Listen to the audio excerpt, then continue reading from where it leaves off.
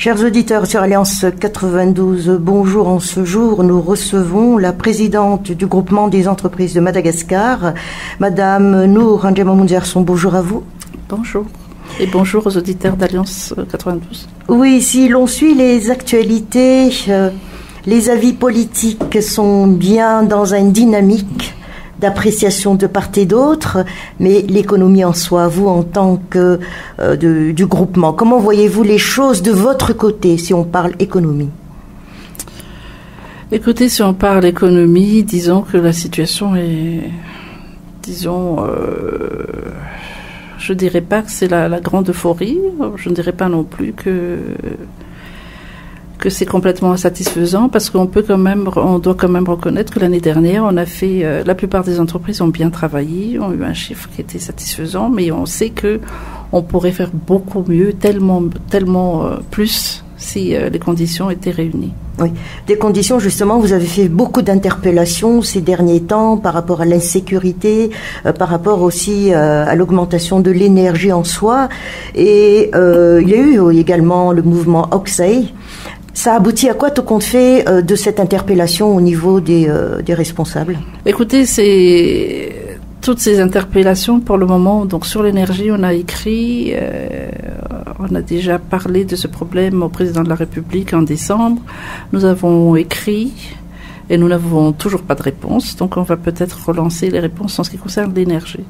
En ce qui concerne l'insécurité, nous allons rencontrer des responsables dans les prochains jours, car nous avons demandé à rencontrer le secrétaire d'État à la gendarmerie et le ministre de la Sécurité publique. Donc on va les rencontrer, on verra quelles sont les actions, les décisions et surtout les actions qui ont été prises. Nous avons également noté avec satisfaction que le Premier ministre a organisé, on peut espérer suite quand même un petit peu à ce mouvement, une grande réunion sur la sécurité au palais d'État de Majorif. Donc, si cette réunion est suivie des faits, ça devrait améliorer la situation. Mais quand on parle d'insécurité, quel genre de sécurité voulez-vous exactement? La première des sécurités qui est importante pour les opérateurs aujourd'hui, c'est la sécurité physique, tout simplement, parce qu'on se rend compte qu'aucun de nous, pas seulement les chefs d'entreprise, mais les salariés et toutes les personnes qui vivent dans ce pays sont confrontés à ce problème d'insécurité, que ce soit en milieu urbain ou en milieu rural. Et en plus, il y a un développement inquiétant de l'industrie du kidnapping, que ce soit dans les milieux urbains ou en milieu rural, et c'est quelque chose qui n'est pas acceptable, parce que ça semble montrer qu'il y a des complicités au niveau des forces de l'ordre et au niveau même peut-être en haut lieu, on ne sait pas. Donc il faut que l'État montre sa volonté d'enrayer ce phénomène. Il y a également l'insécurité juridique dont on parle souvent, les textes qui ne sont pas appliqués ou qui ne sont pas adaptés, l'insécurité judiciaire avec le tribunal et l'interprétation parfois fantaisiste, malheureusement, des textes de loi et l'existence, il faut bien le dire, de la corruption, l'insécurité des approvisionnements. Il y a le problème du port de Tamatave aujourd'hui avec ce qui est engorgé. Donc, il n'y a pas de sécurité sur l'approvisionnement et sur les routes également d'exportation. Donc, on est dans une insécurité quasi généralisée. Et puis, l'approvisionnement en énergie est également un approvisionnement qui ne procure pas la sécurité voulue pour développer vraiment les entreprises, puisque malgré tout ce qu'on dit, il y a encore des coupures et il se passe encore des journées entières. Je le vis parce que je fais de la production où on fonctionne sur le groupe électrogène. Oui. Mais du fait même de tout ce que vous venez de dire, quand vous dites des lois qui ne sont pas adaptées, quel genre en illustration quand même? Parce que ce ne sont pas les lois qui manquent au pays quand même. Je vais vous dire, il y a toujours on a toujours l'art de compliquer les choses, là où les choses pourraient être relativement simples. Et quand on prend des textes, tout de suite après, on se rend compte qu'ils ne sont pas adaptés, qu'il y a des ajustements, qu'il y a des améliorations. Là, tout de suite, je ne peux pas vous dire, parce que il n'y en a pas une en particulier qui me vient à l'idée, mais par exemple, sur la loi de finances, on a un problème sur l'application de la loi de finances, par exemple, sur les taxes publicitaires. Il y a une interprétation qui est faite par les régisseurs, il y a une interprétation qui est faite par la commune urbaine de Tananarive, et puis on est là. alors que c'est quelque chose qui devrait être très simple. De définir des taxes sur l'affichage publicitaire, c'est pas compliqué. Mais il y a 2 points. D'abord, c'est peut-être pas très clair, mais surtout, malheureusement, chez nous, on a une tendance à vouloir toujours interpréter d'une manière ou d'une autre des textes qui sont pourtant très clairs. Et on en a l'illustration tous les jours avec les problèmes des politiciens, avec la Constitution, l'interprétation de la Constitution, l'interprétation des textes sur les élections, etc., etc. Parce qu'on se donne l'autorisation d'interpréter les textes, excusez-moi du terme, n'importe comment. Alors que ce sont des textes parfois qui sont très bien écrits, qui sont clairs, mais on a l'art de dire que c'est blanc quand ça n'est pas en notre faveur, alors que c'est noir. Oui. Alors, on signe beaucoup de contrats aussi, ou sinon de ce que l'on appelle ici des conventions.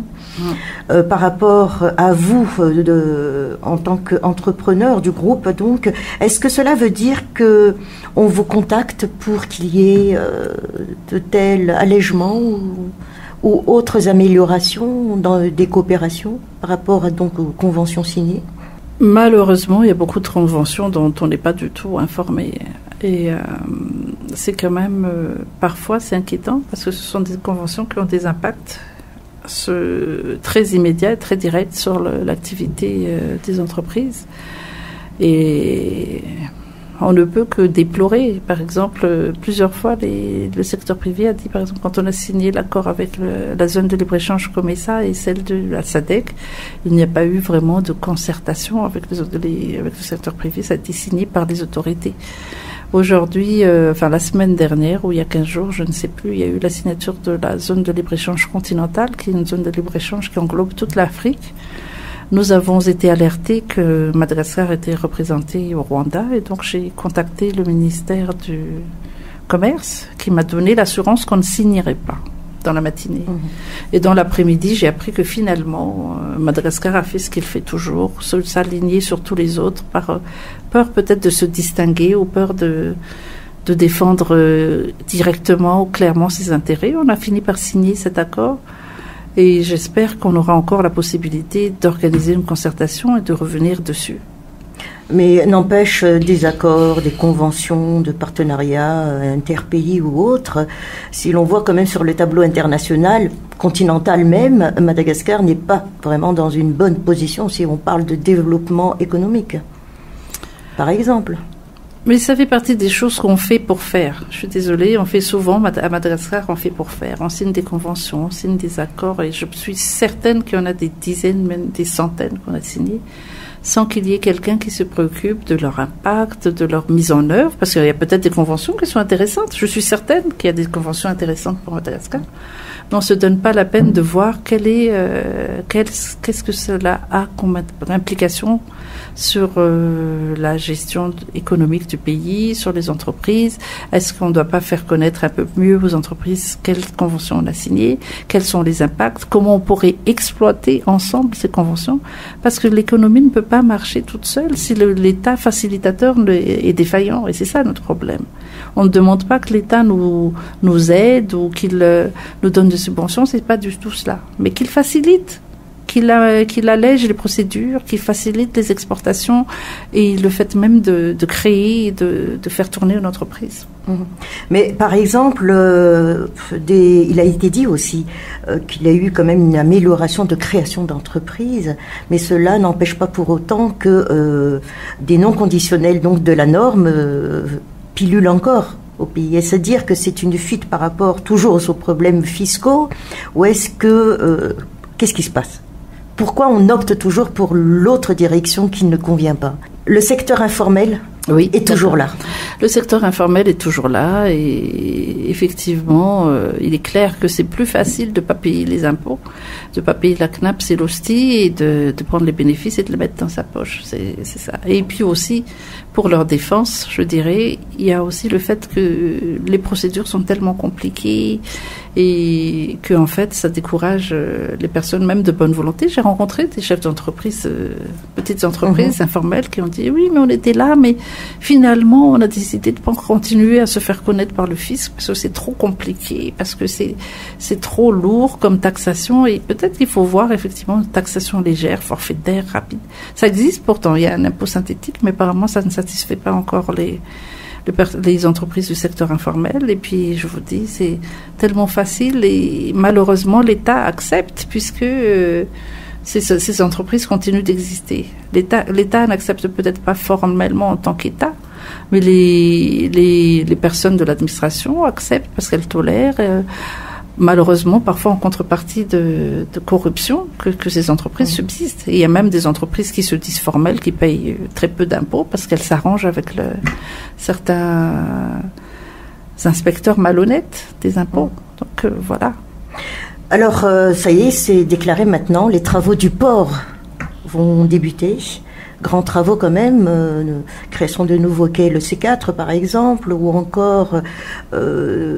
mais cela n'empêche pas pour autant que le problème reste là, d'après les opérateurs.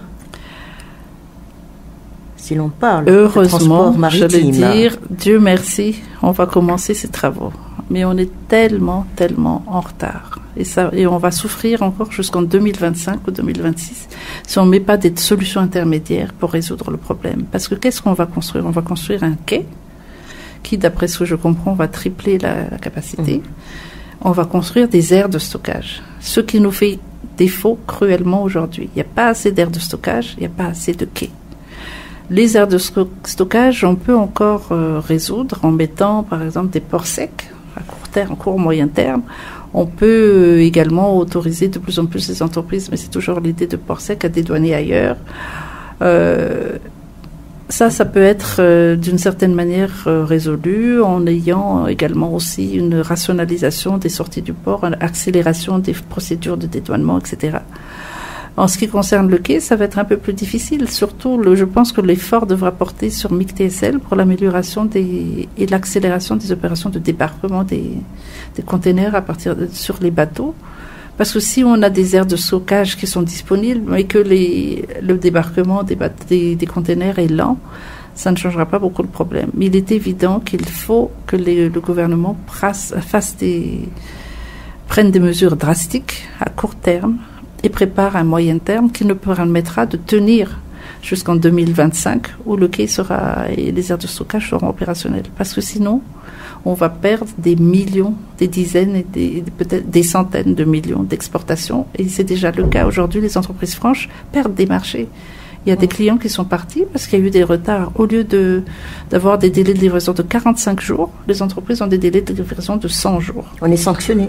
On est sanctionné, oui, parce que l'option pour les entreprises qui exportent, c'est soit faire du bateau, faire de l'avion quand il n'y a pas de bateau, soit être en retard. Faire de l'avion, ça coûte très cher, il n'y a pas toujours les capacités non plus sur le fret avion.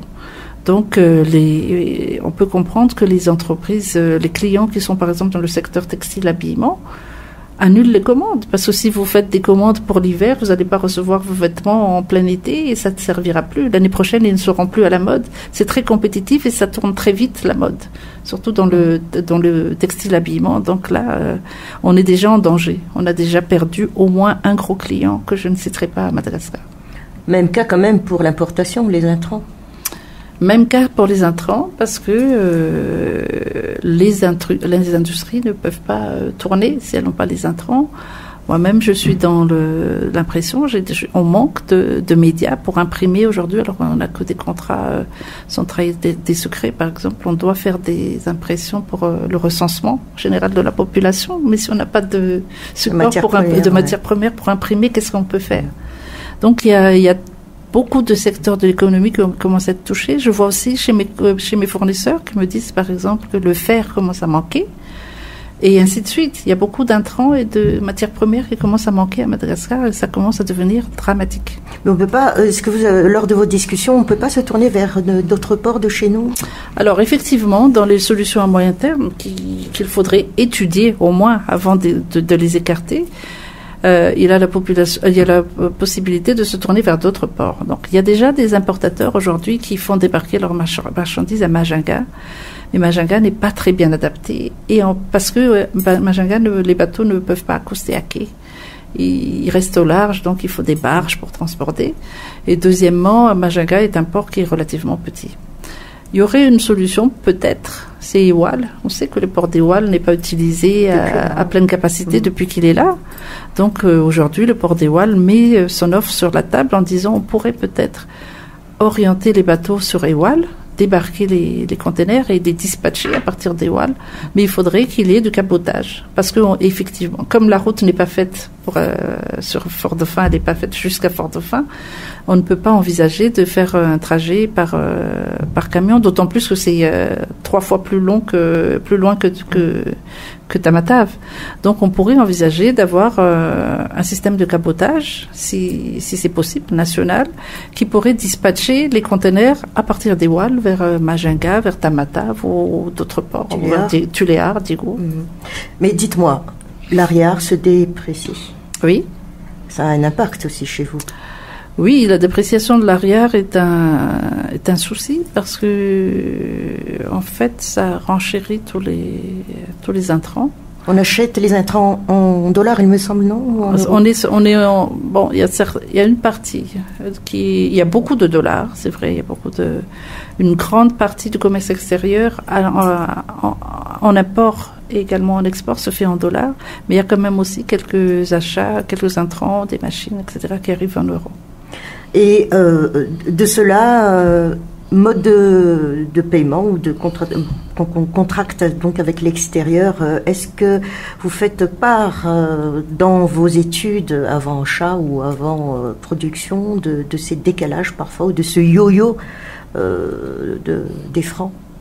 En fait, vous savez, je sais que la plupart des importateurs anticipent le taux, c'est-à-dire qu'ils calculent un taux de l'Ariard qui est beaucoup plus faible que ce qu'il est en réalité, parce qu'ils n'ont pas la possibilité de se couvrir. À partir du moment où on commande la marchandise, on est obligé de virer l'argent. Déjà. Donc, et on ne sait pas quel va être le cours quand ce sera vraiment le moment de la livraison, etc. Donc, il y a des risques. Tout est à suspense. Donc. Voilà, c'est ça. Et de la concurrence en soi-même, il y a plusieurs produits étrangers qui affluent sur les étals. Autant qu'on trouve ces produits ici que nous-mêmes à Madagascar on produit. Quelle est votre défense par rapport à cela? Personnellement, je ne suis pas protectionniste dans l'esprit. Je supporte l'ouverture et la concurrence et que chacun montre sa façon de faire et ses compétences et ses qualités dans la production. Le problème à Madagascar, c'est que le CIM n'a pas tort quand il parle de concurrence déloyale, parce qu'effectivement, c'est une concurrence déloyale. Pourquoi c'est déloyal? Parce que d'abord, dans beaucoup de cas, les importateurs ou les exportateurs de ces pays sous-évaluent les produits, ce qui fait qu'ils payent moins de douane que nous, on paye des taxes à l'intérieur. Ils sous-évaluent ou alors ils trouvent un système pour entrer dans une importation qui ne paie pas de douane, par exemple, en prétendant que c'est un produit qui a été produit au sein de la zone COMESA, alors que ce n'est pas le cas. Donc dans ce cas-là, ils ne paieront pas de douane. Deuxième source de concurrence déloyale, il y a des textes qui sont clairs sur les normes à Madagascar. Par exemple, ne serait-ce que le fait que tous les produits doivent être marqués en français ou en malgache. Bon, on ne va pas chipoter sur le malgache, c'est peut-être pas facile, mais au moins en français que les gens comprennent. On a des produits qui entrent, ils sont en arabe et en chinois. Comment voulez-vous qu'on consomme des produits qui sont moins chers, qui sont comme ça à Madagascar, alors qu'on n'est même pas capable de lire ou de savoir ce qui est dit sur les étiquettes. Donc si le gouvernement, ou si l'État, ou si la douane appliquait tout simplement la règle qui est de dire l'étiquetage des produits vendus à Madagascar doit être en français et en malgache, ça changerait déjà beaucoup la donne. Et le troisième point, c'est sur la qualité et sur les délais de péremption. Et on a demandé à la douane et au gouvernement de donner la possibilité à la douane de filtrer dès l'entrée les produits qui sont périmés, les produits qui ne respectent pas les normes, les produits qui ne sont pas étiquetés. La douane nous dit que c'est pas facile, mais enfin, c'est tout. Rien n'est facile si on n'a pas la volonté politique. Donc on peut avoir la volonté politique de dire désormais la douane va contrôler tous ces produits et ils ne pourront même pas entrer sur le territoire. C'est comme ça qu'il faut faire. C'est comme ça qu'on fait dans tous les pays. Vous savez, la France, on ne fait pas entrer n'importe quel produit et on le sait puisqu'on essaie d'exporter vers la France. Pourquoi on n'est pas capable de faire ça alors qu'on a un cordon douanier qui est effectif? En plus, on est une île. Alors justement, on est une île, mais on s'ouvre aussi vers l'extérieur. Tout à fait au début, nous avons dit j'ai dit plutôt que donc il est avant en poupe si on parle de politique, des appréciations ici et là par rapport aux lois organiques qui ont été adoptées par les parlementaires, mais de la ZES alors. Qu'est-ce que vous en dites par rapport à ce qui a été parce que c'était accepté aussi par les parlementaires tout compte fait. Mais vous? Comment voyez-vous les choses? On parle quand même d'ouverture. La ZES, je dirais que ça me laisse dubitative parce que il est difficile de faire. Nous, on a été un petit peu inquiets au début parce qu'il était question d'annuler le régime de zone franche puisqu'on allait mettre la ZES. Finalement, on nous a donné l'assurance qu'on garde les zones franches et qu'on a la ZES. D'expérience, je sais que les bailleurs de fonds, notamment le FMI, n'aiment pas tous ces régimes d'exception qui se superposent. Donc la ZES, je ne suis pas sûre que ça va aller vraiment jusqu'au bout, ce problème, parce que ça va poser beaucoup de problèmes en termes de taxation, etc., etc. Et puis, j'ai vu qu'elle a été... de toute façon, le Parlement l'avait déjà voté, l'avait déjà adopté. C'est la HCC qui a retoqué et qui a renvoyé la loi sur des arguments qui, me semble-t-il, ne sont pas forcément des arguments juridiques, parce que c'est plus des arguments qui relèvent du nationalisme. Donc, je ne sais pas. On va voir ce que ça va donner. Mais si cela se produit quand même par rapport donc aux opérateurs qui ont du mal quand même à s'acquérir d'un terrain, de permis, tant de choses, alors qu'à côté ce sera quand même plus facilité, on ne vous laisse pas un peu de côté quand même? Le problème est là. Et c'est une grande discussion qu'on a. Je suis au conseil d'administration de l'EDBM et récemment on a encore discuté de ça. C'est bien d'attirer les investisseurs étrangers. On en a besoin. Et ce n'est pas la présidente du GEM qui va s'y opposer, puisque nous avons beaucoup d'étrangers dans notre groupement, des étrangers au sens nationalité des personnes, mais les entreprises sont tout à fait malgaches, puisqu'elles sont de droit malgache. Mais il faudrait songer quand même qu'il y a des investisseurs qui sont là depuis longtemps, qui ont souffert dans ce pays, qui ont investi dans ce pays depuis 30, 40, 50 ans. Et donc, c'est bien de favoriser ceux qui arrivent, mais il faut aussi penser à ceux qui sont déjà là. Et le système de ZES, c'est un système qui a l'air un peu orienté vers tout ça, les nouveaux investisseurs qui vont acquérir des terrains, non pas acquérir d'ailleurs, ils vont s'installer dans ces terrains, etc. Mais ce serait plus juste, je dirais, plus équitable si, parallèlement à ça, on facilitait quand même l'accession à des terrains.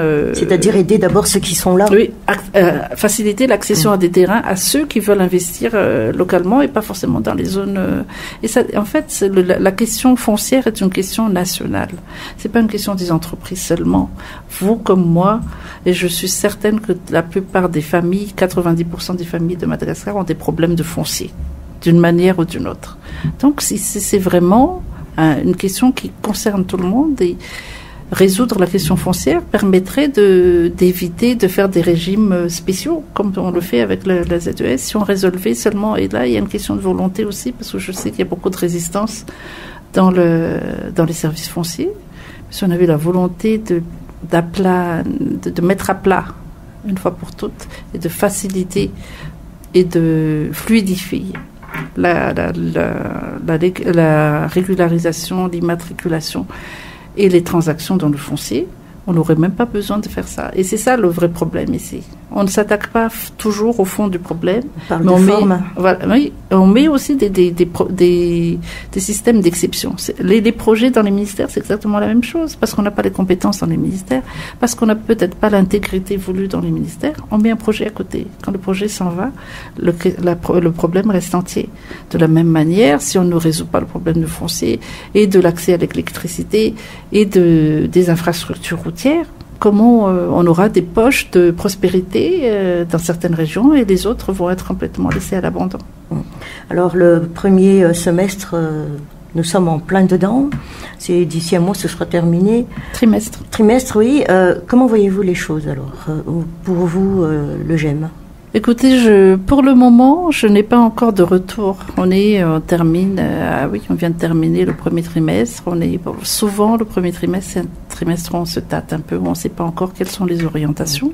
On va voir si les commandes sont quand même soutenues, si la consommation reste ferme, si les chiffres d'affaires continuent d'être à un niveau acceptable, satisfaisant. Mais je pense qu'il nous faut quand même un petit peu de temps pour avoir un peu de recul. Mais il est vrai que les facteurs de difficulté et les contraintes se sont multipliés en début d'année. On vous a dit le port, l'énergie, etc. La sécurité. La sécurité, voilà. N'empêche quand même, vous avez des perspectives, vous, au niveau du GEM. Écoutez, si on est là, je le dis toujours, si on est là, c'est parce que effectivement, on croit qu'on peut faire quelque chose pour développer l'économie de ce pays. Et si on a fait le choix d'investir ici, pour beaucoup d'entre nous, on aurait pu investir ailleurs ou vivre ailleurs. On a fait le choix de rester dans ce pays, de revenir dans ce pays et de rester dans ce pays. C'est qu'on se dit qu'il y a de l'espoir et qu'un jour ça changera. C'était l'embargo de Madame Nour N'Djamou M'Ndiarsso, présidente ici du groupement des entreprises de Madagascar. Merci à vous. Merci.